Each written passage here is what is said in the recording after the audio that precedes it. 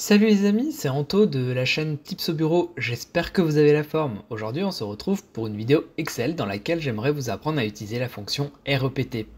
Imaginons-nous une problématique suivante, vous avez un code article qui normalement est censé être sur 10 caractères, comme ça. Sauf que vous savez, des fois quand on fait des extractions ou sur Excel et qu'on a un nombre, les zéros qui sont devant peuvent disparaître et vous pouvez vous retrouver dans cette situation-là, où votre code d'article finalement n'est que le nombre qu'il y a à la fin et les zéros qui sont parfois importants devant, qui permettent d'avoir une chaîne de 10 caractères, ont disparu.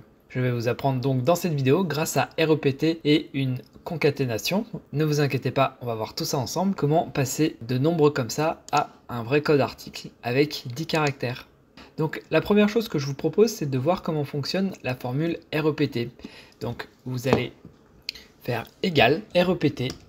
Vous ouvrez la parenthèse et là il faut mettre le texte que vous voulez rajouter. Nous dans notre exemple, nous allons vouloir rajouter le texte 0. Donc vous ouvrez les guillemets, vous mettez 0 et vous les refermez. Vous faites un point virgule et là il vous demande le nombre de fois que vous voulez rajouter le 0. Dans notre exemple, imaginons que nous voulions rajouter le 0 6 fois, de manière à ce que les 4 chiffres ici plus les 6 zéros fassent 10 caractères.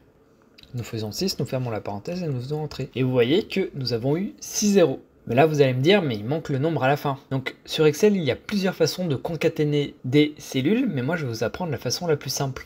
Si vous avez une chaîne de caractères que vous voulez additionner à une autre chaîne de caractères, donc là, c'est notre cas, nous avons notre chaîne de 0 et nous voulons venir concaténer, donc c'est-à-dire ajouter cette chaîne de caractères là, il suffit d'utiliser en fait le symbole et que vous trouverez sur la touche 1 de votre clavier. Et ensuite, vous allez chercher la cellule que vous souhaitez concaténer. Donc nous, c'est bien la cellule D4. On appuie sur Entrée et nous nous retrouvons avec notre code article sur 10 caractères. Voilà, seul petit bémol qu'on va voir ensemble, c'est lorsque vous avez des milliers de lignes avec des nombres différents. Si je copie ma formule et que je la mets juste en dessous, on voit que là j'ai bien plus que 10 caractères.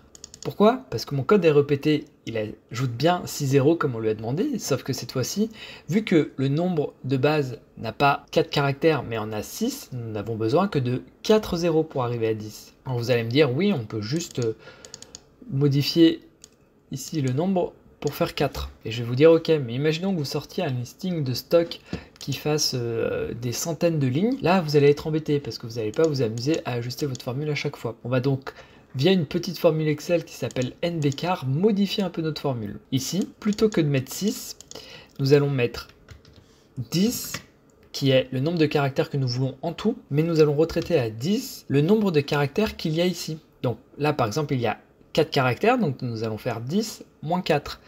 Ça fera qu'il faut rajouter 6 zéros.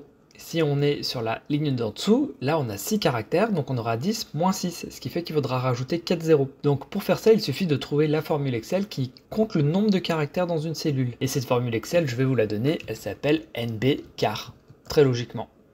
Vous ouvrez la parenthèse, et là il suffit juste de sélectionner la cellule qui possède le nombre de caractères que vous voulez compter, et la formule est terminée. Il n'y a plus qu'à refermer la deuxième parenthèse.